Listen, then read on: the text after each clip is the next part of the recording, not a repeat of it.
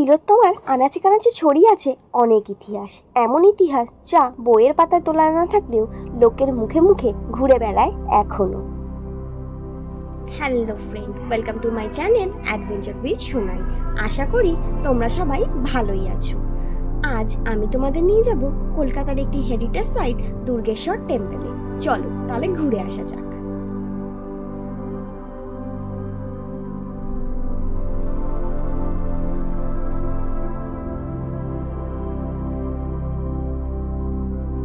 তার আগে বন্ধুরা, তোমরা যারা এখনো আমার চ্যানেলটা সাবস্ক্রাইব করোনি তারা আমার চ্যানেলটা প্লিজ সাবস্ক্রাইব করে দিও, আর পাশে থাকা বেল আইকনটা ক্লিক করতে ভুলে যেও না যেন।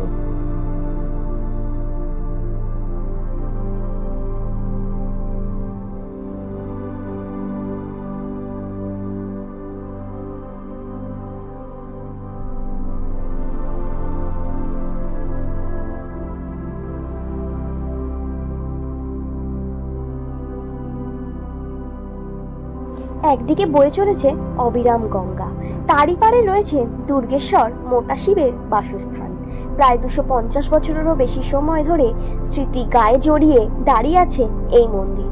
উত্তর কলকাতার নিমতলা মহাশ্মশানকে পিছনে ফেলে রেখে কিছু দূর এগিয়ে গেলেই দর্শন মিলবে এই মন্দিরের।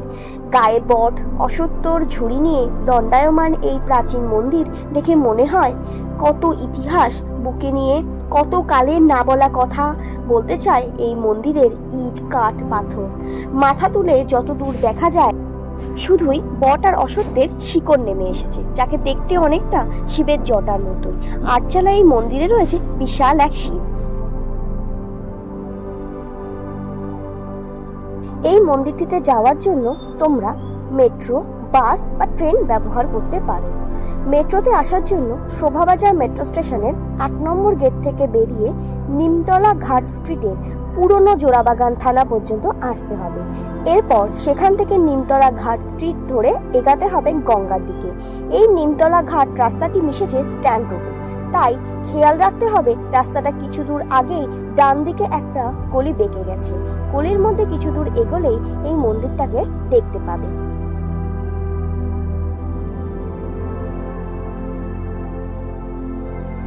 আর তোমরা যারা ট্রেনে আসতে চাও তারা মাঝেরহাটগামী ট্রেন ভায়া প্রিন্সেপ ঘাট ট্রেনে উঠে শোভাবাজার স্টেশনে নামতে হবে। তারপর স্টেশন থেকে নেমে ভূতনাথ মন্দিরের সামনে থেকে সোজা পথে হাঁটতে হবে। এর মাঝে তোমরা বাবা ভূতনাথের দর্শনও করে নিতে পারবে। এরপর তোমাদের রেলগেট ক্রস করে কিছুটা এগাতে হবে। কিছু দূর গিয়ে তোমরা দেখবে আদি ভূতনাথ মন্দির।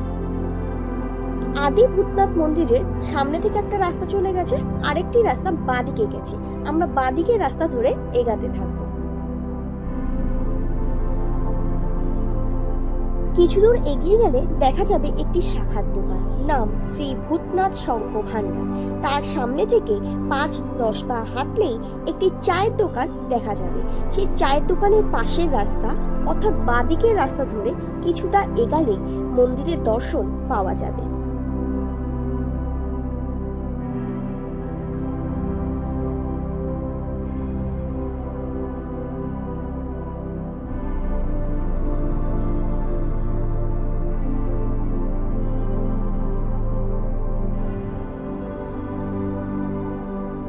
দক্ষিণারীয় কায়স্থ সম্প্রদায় দত্ত চৌধুরী পরিবারে রামচন্দ্র দত্ত হাটখোলা অঞ্চলে বসতি স্থাপন করে 18 শতকের শেষের দিকে।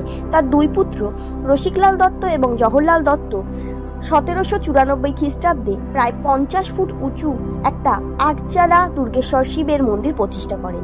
ভালো করে দেখলে বোঝা যায় এখানে একসময় শঙ্খ ও টেরাকোটার কাজ হতো। সম্প্রতি এটিকে কলকাতার হেরিটেজ বলেও ঘোষণা করা হয়েছে। 3 দিকে দরজা ও একদিকে দেওয়ালের এই পুরনো মন্দিরে মাথা থেকে নেমে এসেছে শিবের জটার মতো বটের ঝুড়ি, যা সাক্ষ্য দিচ্ছে এর প্রাচীনত্বে। এই ঝুড়িতে দড়ি, ঢিল, এমনকি ধূপকাঠির খালি প্লাস্টিকের প্যাকেট বেঁধেও মানুষ মানত করে গেছে। মন্দিরের ভিতর দিকে গেলেই চোখে পড়বে একটি বিশাল আকৃতির কালো পাথরের তৈরি শিবলিঙ্গ, যার আসল নাম দুর্গেশ্বর শিব হলেও আকারে মোটা বলে স্থানীয় ভক্তদের কাছে তিনি মোটা শিব নামেই বেশি পরিচিত। মন্দিরে একটি অদ্ভুত জিনিস পরিলক্ষিত হয়। একটা মোটা শেকল জড়ানো আছে শিবলিঙ্গের গায়ে। এর কারণ হিসেবে জনশ্রুতি আছে যে বহুকাল আগে পুরোহিত রাতে পুজো শেষ করে বাড়ি চলে যান। পরের দিন সকালে মন্দিরে এসে দেখেন মন্দির শূন্য, শিবলিঙ্গ সেখানে নেই। হইচই পড়ে যায় চারিদিকে। সবাই মিলে মোটা শিবকে খুঁজতে বেরিয়ে পড়ে। সেই সময় গঙ্গা বইতো মন্দিরের পাশ থেকে। লোকজন খুঁজতে খুঁজতে মোটা শিবকে খুঁজে পায় গঙ্গার পাশে এবং তাকে সবাই মিলে আবার মন্দিরে ফিরিয়ে নিয়ে আসেন।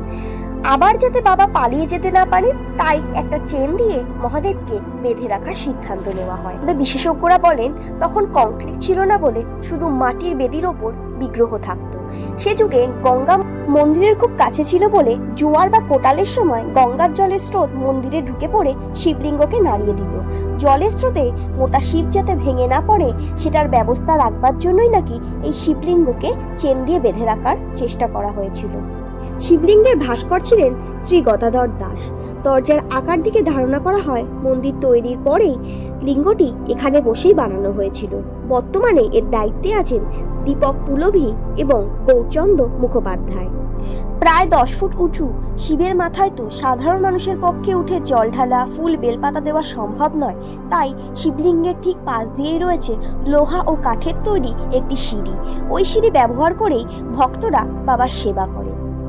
দিনের বেলায় বিগ্রহ ছোঁয়ায় কোনো বাধা নিষেধ নেই, তাই সারাদিন ভক্তরা পাশের সিঁড়ি দিয়ে উঠে শিবলিঙ্গের মাথায় জল ঢালেন। মন্দিরটি সকাল 4:30 থেকে দুপুর 12টা পর্যন্ত এবং বিকেল 3টে থেকে রাত্রি 9টা পর্যন্ত সর্বসাধারণের জন্য খোলা থাকে। এই ভিডিওর মধ্যে দিয়ে এই মন্দির সম্পর্কে আমি জানানোর যথাসাধ্য চেষ্টা করলাম। তাই বন্ধুরা, তোমরা জানাতে ভুলো না ভিডিওটা তোমাদের কেমন লাগলো। ভিডিওটা ভালো লাগলে লাইক, শেয়ার আর কমেন্ট করে পাশে থাকার অনুরোধ রইল।